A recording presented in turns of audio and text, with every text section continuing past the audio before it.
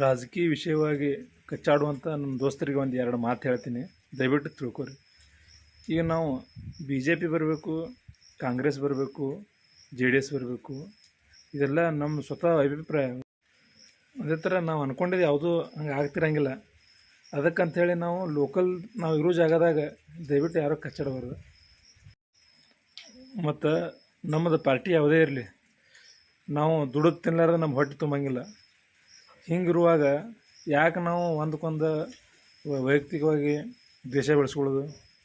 ನೋಡಿರಿ, ನಮ್ದೇನು ಕೆಲಸ, ನಾವು ದುಡಿಬೇಕು, ತಿನ್ನಬೇಕು. ನಮ್ದೇನೈತಿ ಮ್ಯಾಗ ದೇಶದಾಗ ನಮ್ಗೆ ಯಾವ ಮನುಷ್ಯ ಬೇಕಂತ ನಮ್ಮ ಅಭಿಪ್ರಾಯದಲ್ಲಿ ನಾವು ಓಟ್ ಹಾಕಿರ್ತೀವೋ ಅದು ಮ್ಯಾಗ ದೇವ್ರ ಕೈ ಆಗೈತಿ. ಅವ್ನು ಯಾರ ಕೈ ಏನೈತಿ ಹುದ್ದೆ ಕೊಡ್ತಾನೆ. ನಾ ಈಗ ಬಂದಂಗೆ ಉಣ್ಬೇಕಾಗಿರ್ತೈತಿ. ಈಗ ನಾವು ಹೇಳಿದವ್ರನ್ನ ರಾಷ್ಟ್ರಪತಿ ಆಗ್ಬೇಕಂದ್ರೆ ಆತಾರೇನ? ಹಂಗೆ ಸೆಟ್ ಆಗಂಗಿಲ್ಲ. ಅದಕ್ಕಂತ ಯಾರು ಆಗೋರು ಆಗ್ತಿರ್ತಾರೆ, ಏನು ದೇಶ ನಡೆಸೋರು ಬರೋಬ್ಬರಿ ನಡೆಸ್ತಿರ್ತಾರೆ.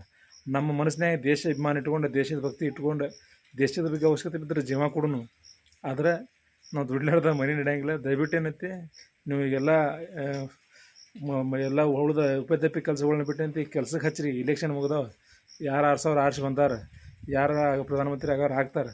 ಒಟ್ಟು ನೀವು ದುಡ್ದು ತಿನ್ನಿರಿ, ಮನ್ಯಾಗ ಚಲೋ ರೀ, ಅವ್ವ ಅಪ್ಪನ ಮಾತು ಕೇಳಿರಿ, ಹೇಳಿದ ಮನೆಯಾಗ ಕೆಲಸ ಕೇಳಿಸ್ಕೊಂಡು ದುಡ್ಸ್ಕೊಂಡು ಆರಾಮ್ ಟೆನ್ಷನ್ ತೊಗೊಳೋರು ಆರಾಮ ಇದ್ದು ಬಿಡ್ರಿ.